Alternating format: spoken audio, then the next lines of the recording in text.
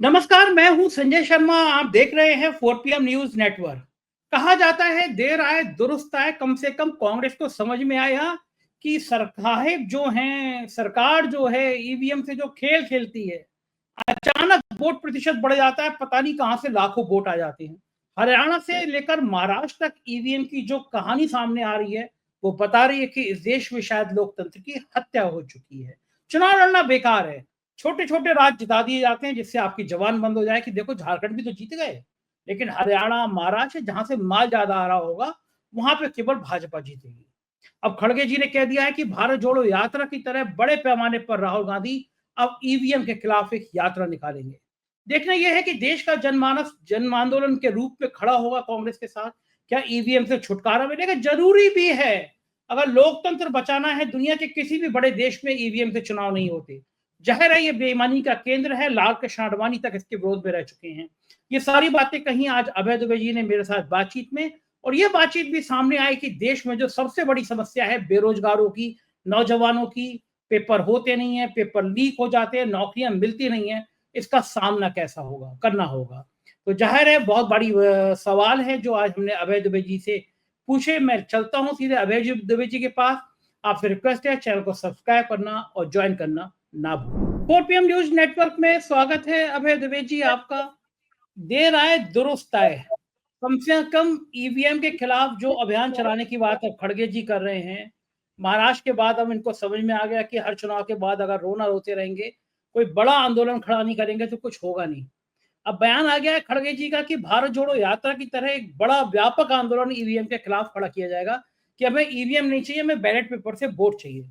और एक दो जगह नहीं, दसियों जगह देखा गया कि जहां बैलेट पेपर वोट पोस्ट हुआ, वोट डाले गए बैलेट पेपर से, वहां भाजपा हारी है। पोस्टल बैलेट में भी हम लोग देखते हैं चुनाव की मतगणना शुरू होती है, पोस्टल बैलेट निकलते हैं, बीजेपी हार रही होती है, बुरी तरह हार रही होती है। लेकिन जब ईवीएम की देवी मैया निकलती हैं तो फिर बीजेपी तमाम तरह से जीतती हुई नजर आ जाती है। बड़ा आंदोलन खड़ा हो रहा है। कई गांव ऐसे हैं महाराष्ट्र के जहां के लोग कह रहे हैं कि हमने तो कांग्रेस को वोट दिया, पूरे गांव में एक भी वोट नहीं निकल रहा है कांग्रेस का। ऐसे तमाम, राज ठाकरे भी हैरान है कि हमारे परिवार की वोट हमें नहीं मिले क्या। तमाम चीजें आ रही है। लेकिन कांग्रेस ने अब एक बड़े अभियान का शुरुआत करने का फैसला किया है। क्या लग रहा है आपको, देश में क्या माहौल बना पाएगी कांग्रेस, और क्या ईवीएम के खिलाफ एक बड़े आंदोलन की जरूरत है देश को? ये घोटाले जो हो रहे हैं चुनाव में, और ये कहा जा रहा है कि हम तो चुनाव जीत लेते हैं, भले उसके पीछे कितनी बेईमानी हो, कितना भ्रष्टाचार हो, राजीव कुमार जैसे नाकारा चुनाव आयुक्त हो, लेकिन बीजेपी कहती है हम तो चुनाव जीत लेते हैं। तो क्या लगता है आपको कि कांग्रेस कामयाब हो पाएगी, विपक्ष कामयाब हो पाएगा? संजय जी, मैं तो इस प्रकार की घोषणा सुनने के लिए मेरे कान तरस गए थे। मैं तो लंबे अरसे सोच रहा था कि भाई कांग्रेस कर क्यों नहीं रही है। कांग्रेस के जितने समर्थक हैं, मैं कांग्रेस का समर्थक नहीं हूं। भाई जब मैं स्पष्ट कर दूं, मैं कांग्रेस का समर्थक नहीं हूं, कभी भी नहीं रहा। और कांग्रेसियों को याद है, दिल्ली के कांग्रेसियों को, खासतौर से जो लोग आला कमान में बैठते हैं, कि भ्रष्टाचार विरोधी आंदोलन में मैंने कांग्रेस की तत्कालीन मनमोहन सिंह सरकार की कितनी खिलाई की थी। उस वक्त बीजेपी वाले मुझसे खुश रहते थे, लेकिन बाद में बीजेपी वालों को लगा कि जब मैंने मोदी जी की छिलाई करनी शुरू की, तब फिर वो चौंके गए, तो कुछ मामला गड़बड़ है। बहरहाल उसको जाने दीजिए। मेरा मानना है कि कांग्रेस ने बहुत देर से ही निर्णय लिया, हालांकि देर आए दुरुस्त आए। कांग्रेस अगर इस निर्णय को लोकसभा चुनाव के तुरंत बाद लेती, देखिए उस वक्त पूरा विपक्ष जो है उछाल पर था, तो आज सुप्रीम कोर्ट को अपने फैसले में यह कहने का मौका नहीं मिल पाता कि जब आप जीतते हैं तब आपको ईवीएम की याद नहीं आती, हारते हैं तो आप कहते हैं कि ईवीएम के जरिए गड़बड़ की जा रही है।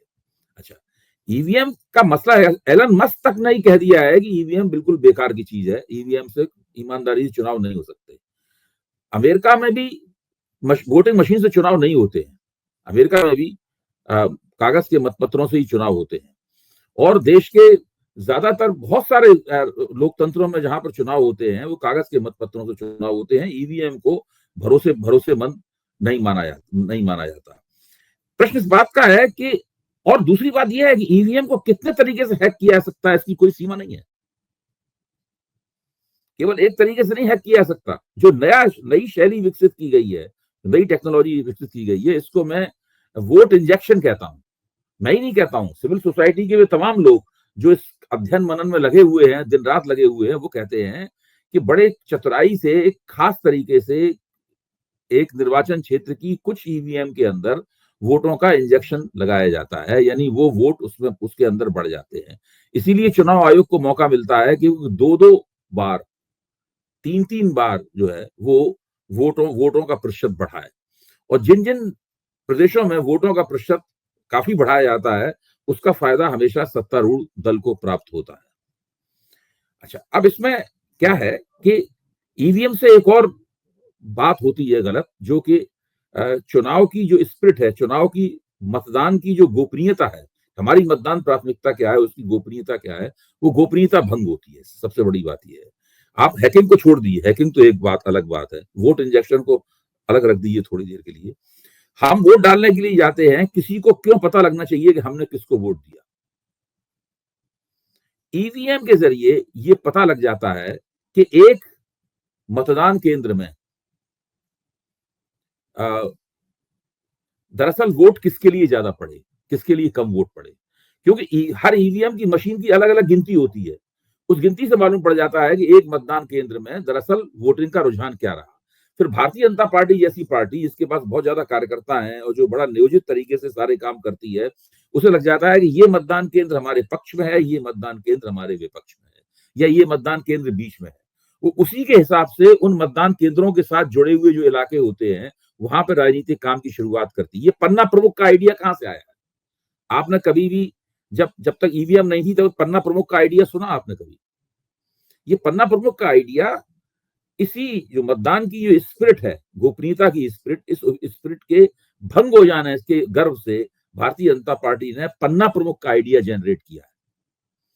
इससे पहले पन्ना प्रमुख नहीं होता था, क्यों? किसी को पता ही नहीं चलता था।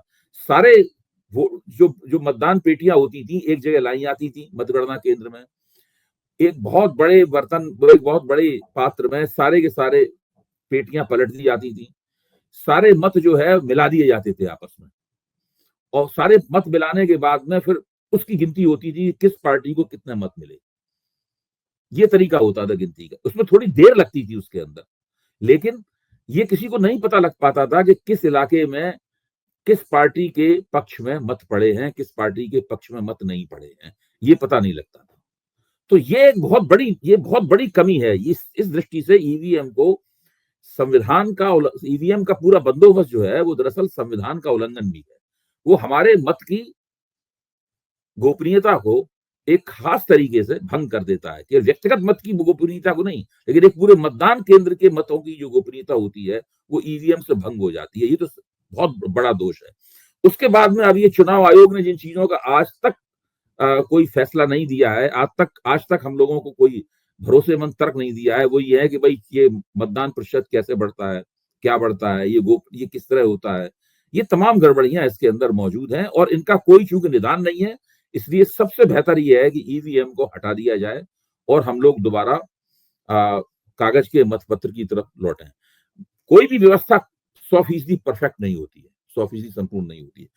कागज के मतपत्र के जरिए मतदान होने के अंदर भी समस्याएं हैं। फिर उसी तरीके से जो सेशन के जमाने में होता था, उसी तरीके से पूरी की पूरी चुनावी मशीनरी और चुनावी टेक्नोलॉजी को रिकैलिब्रेट करना पड़ेगा, ताकि मतदान लोग मतपेटियां लेके भागे ना। पहले ये होता है लोग मतपेटी लेके भागे चले जा रहे, पानी डाल देते थे, आग भी लगा देते थे और कब्जा कर लिया उस पर, और वहां वोट छाप के डाले जा रहे हैं। फिर इन सब चीजों के खिलाफ पेशबंदी करनी पड़ेगी, व्यवस्था करनी पड़ेगी, जो करना बहुत आसान है। सेशन के जमाने के बाद में ये बूथ कैप्चरिंग वगैरह लगभग तकरीबन नामुमकिन हो गया था। फिर ये ईवीएम वगैरह, ईवीएम सब लोग नाराज रहे।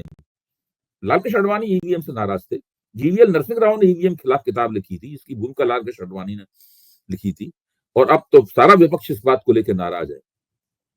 राहुल गांधी जो कैंपेन चलाने के लिए जा रहे हैं, भारत जोड़ो यात्रा जैसी कैंपेन, जैसा कि मल्लिकार्जुन खड़गे साहब का कहना है, मैं उसका स्वागत करता हूं।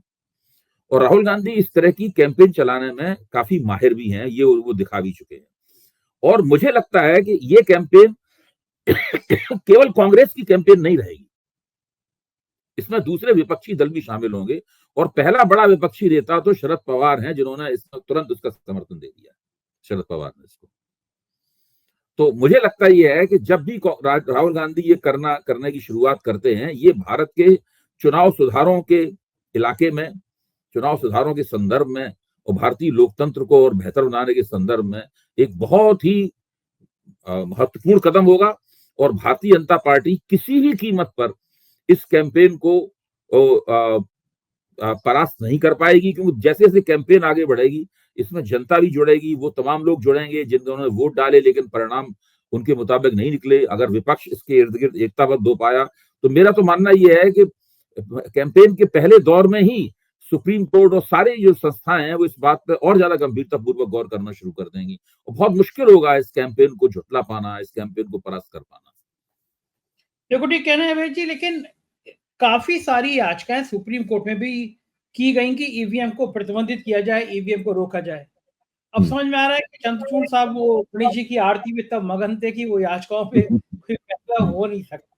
तो लगता है कि सुप्रीम कोर्ट के खन्ना साहब कुछ विचार करेंगे कि देश का लोकतंत्र क्या चाहता है, हकीकत क्या है, इस पे कोई विचार होगा सुप्रीम कोर्ट में? जनता का दबाव आएगा, जब देखा जाएगा कि सड़कों पे लोग उमड़ रहे हैं और लगातार खबर है, दिन रात उसके ऊपर बहस हो रही है, नए सिरे से फिर से बहस शुरू होगी। चुनाव आयोग को अभी जो चुपचाप बैठा हुआ है, निकल के वो आएगा, वो भी अपनी दलीलें देगा, फिर उन दलीलों के साथ में संघर्ष करना पड़ेगा। एडीआर जैसे संगठन है, एसोसिएशन फॉर डेमोक्रेटिक रिफॉर्म जैसे संगठन है और नागरिक अधिकार संगठन है, भारत के लोकतंत्र की सुरक्षा करने का दावा करने वाले संगठन है, वो सब निकल के सामने आएंगे। अंतर्राष्ट्रीय स्तर पर भी इस कैंपेन की चर्चा होगी। ऐसा थोड़ा कि भारत में ही केवल चर्चा होकर रह जाएगी, तो पूरे अंतर्राष्ट्रीय, ठीक है भाजपा वाले बहुत शोर मचाएंगे और भाजपा वालों का शोर बहुत ऊंची आवाज में सामने आएगा, वो बहुत शक्तिशाली भी हैं, मीडिया पे उनका कब्जा है, सोशल मीडिया पे भी उनके लोग हैं, वो सब बहुत हंगामा करेंगे, एक्स के ऊपर बहुत हंगामा होगा, गाली गलौज भी होगी, वो सब होगा,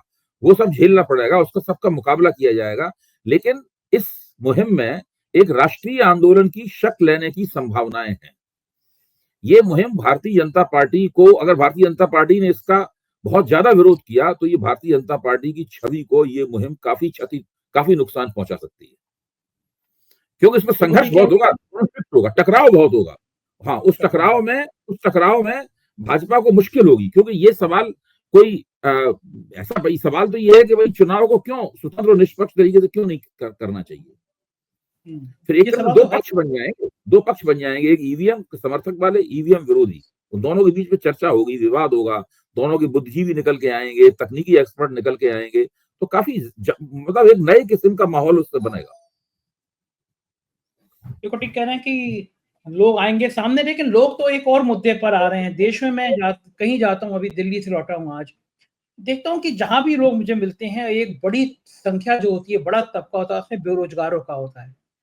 आंखों में सपने होते हैं, मानसिक तनाव होता है कि कैसे अपनी जिंदगी चल नहीं रही, परिवार कैसा चलाएंगे, शादी कैसे कर ले, बच्चे कहाँ से खाना खाएंगे, परिवार तो कहाँ जाएंगे।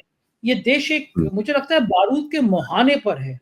बेरोजगारी जिस तरह बढ़ रही है, नौजवान जिस तरह हताश हैं, परेशान हैं, तमाम नौकरियां खत्म हो रही हैं। भास्कर ने एक बढ़िया सीरीज शुरू भी की है बेरोजगारों के ऊपर, लेकिन सरकार के प्रधानमंत्री तो कहते हैं पकौड़े तल लो, पकौड़े तलना भी रोजगार होता है। सरकार मानने को तैयार ही नहीं होती है कि बेरोजगारी कोई चीज है। वो तो कहते हैं सब कुछ अच्छा हो रहा है, सब कुछ हरा हरा है। आप क्या मानते हैं अभय जी, जो बेरोजगारों की फौज बढ़ रही है, या तो पेपर होते नहीं है, होते हैं पेपर लीक कर दिए जाते हैं, रिजल्ट रोक लिए जाते हैं, तमाम धांधलियां सामने आती है, तो एक नौजवान पीढ़ी को बर्बाद कर दिया गया है, तबाह कर दिया गया है। क्या करेंगे नौजवान, कहां से आएंगे रोजगार? अभी आपने भास्कर का जिक्र किया, एक छोटी सी मेरी पर्सनल हिस्ट्री का पीस भी है इसमें जुड़ा हुआ, जिसको मैं कई बार लोगों को सुनाता हूँ। शायद मैंने 4 PM पे सुनाया, एक बार फिर वक्त आ गया है उसको एक बार मैं फिर कहूँ। मुझे याद पड़ता है कि 2014 में जब मोदी सरकार बनी थी तो उसके वित्त राज्य मंत्री थे यशवंत सिन्हा के साहबजादे जयंत सिन्हा। वो अमेरिका में हैज फंड चलाते थे पॉलिटिक्स में आने से पहले। तो जाहिर है विदेश में पढ़े लिखे हैं, अर्थशास्त्र में उनकी डिग्री है और वो अमेरिका में हैज फंड चलाते थे, तो अर्थशास्त्र के मामलों में कुशल थे, तो उनको मोदी जी ने वित्त राज्य मंत्री बनाया था उनको। तो वो आए एबीपी चैनल में, उनके लिए प्रेस कॉन्फ्रेंस आयोजित की गई, उसमें मुझे ही बुलाया गया, मैं भी गया, तो उनके साथ हम लोग सवाल जवाब कर रहे थे। तो मैंने कहा कि सिन्हा साहब, आप सुन नहीं पा रहे हैं, आपकी कुर्सी के नीचे एक टाइम बम टिक टिक कर रहा है। तो हल्के से चौंके, मुस्कुराए, क्या नहीं, वो टाइम बम बेरोजगारी का है। ये बात मैं 2015 की बता रहा हूं आपको। हमने ये वो टाइम बम बेरोजगारी का है। आप बताइए, आपके पास इस टाइम बम को डिफ्यूज करने के क्या तरीके हैं? तो उन्होंने मेरी बात का खंडन नहीं किया, उन्होंने ये नहीं कहा कि आप गलत कह रहे हैं बेरोजगारी। वो तरह तरह के तर्क देते रहे, लेकिन जाहिर है कि वो तो सरकार में थे, तो उन्हें कुछ ना कुछ सरकार के पक्ष में कहना ही था। सरकार के पक्ष में बढ़ती हुई बेरोजगारी के खिलाफ सबसे बड़ा तर्क यह है कि हर 100 आदमी में केवल 3 लोग बेरोजगार हैं।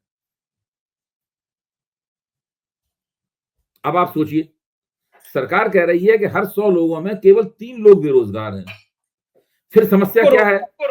अभी आपने भास्कर, हाँ, बाकी सबको रोजगार है, सरकार ये कह रही है। अभी भास्कर में एक रोजगार का महासंकट, अभी आपने जिक्र भी किया, मैं चाहूंगा कि उसके बारे में मैं 4 PM के जरिए भी दर्शकों के पास जाए कि लोग उसको पढ़ें और समझे कि मामला है क्या। भास्कर में बड़े सरल भाषा में, हिंदी में, ये चीजें अंग्रेजी में ज्यादा छपती हैं तो कम लोगों के पास पहुंचती हैं, बहुत सरल भाषा में एक पूरी श्रृंखला प्रकाशित हो रही है जिसका शीर्षक है रोजगार का महासंकट। उस श्रृंखला का पहला हिस्सा आज प्रकाशित हुआ है। मैं आपको केवल उसका एक छोटा सा पैराग्राफ, इसको पढ़ने में 1 मिनट से भी कम का समय लगेगा, वो मैं पढ़ के सुनाना चाहता हूं।